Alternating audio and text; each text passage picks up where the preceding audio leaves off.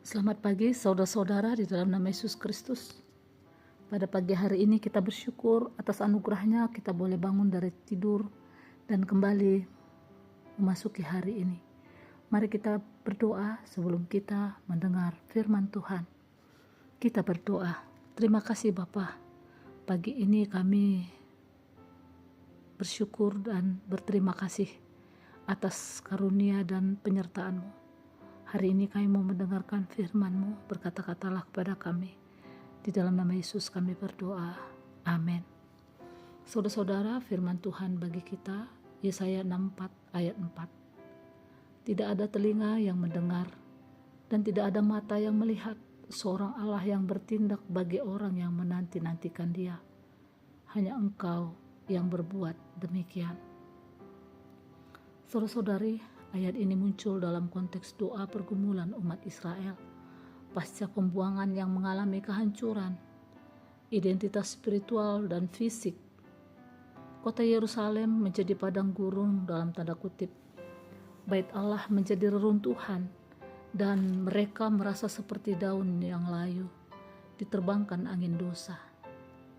Dalam keputusasaan, Nabi Yesaya mengungkapkan keyakinan radikal hanya Allah sejati yang bertindak bagi yang setia menantikannya. Apa maknanya dari ayat ini, saudara-saudara? Yang pertama, keunikan Allah yang bertindak proaktif. Allah Israel bukanlah dewa pasif yang menunggu persembahan, melainkan pribadi yang turun tangan dalam sejarah. Kata bertindak berarti melakukan, mengerjakan, mencipta. Ini kontras dengan berhala Babel yang Dia membisu. Allah bertindak demi mereka yang menanti-nantikan Dia. Istilah ini menyeratkan kesabaran, aktif, harap yang tekun dan kesetiaan.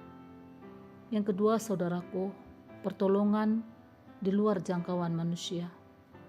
Frase tidak ada telinga mendengar, tidak ada mata melihat, menegaskan bahwa intervensi Allah melampaui ekspektasi manusia.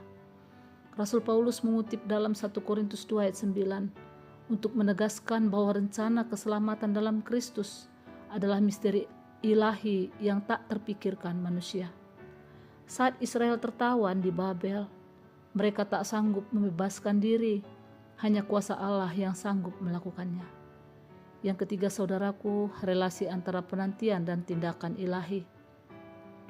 Penantian bukan sikap pasif. Dalam teks Ibrani, kata ini berakar pada haka, mengukir harapan, artinya menanti Tuhan, berarti aktif mengarahkan hidup pada janjinya, sambil mengakui keterbatasan kita. Allah menjawab dengan caranya yang tak terduga, seperti pembebasan dari Babel yang terjadi melalui dekret atau pernyataan Raja Persia. Refleksi untuk kita hari ini, saudara, walaupun hari ini kita menanti, bahkan menanti dalam kehancuran, ketika bait Allah, simbol kehadiran Tuhan, runtuh, umat bertanya, di manakah Allah? Namun Yesaya mengingatkan, Allah justru bekerja dalam kehancuran. Hari ini saat gereja, keluarga atau kesehatan, atau masalah kita atau pekerjaan kita hancur, kita diundang untuk percaya bahwa Allah tetap bertindak bagi yang berharap kepadanya. Seperti tanah liat di tangan tukang periuk, kita adalah buatan tangan Tuhan yang sedang dibentuk dalam proses. Dan penantian ini mengubah karakter kita. Menanti Tuhan bukan sekedar mengharapkan solusi, melainkan kita mengalami proses pemurnian iman. Umat Israel diajar mengaku dosa dan mengandalkan belas kasihan Allah. Dalam penantian, kita belajar rendah hati seperti Maria yang menanti kelahiran Mesias atau murid-murid yang menanti Pentakosta. Dan Allah yang setia pada waktunya.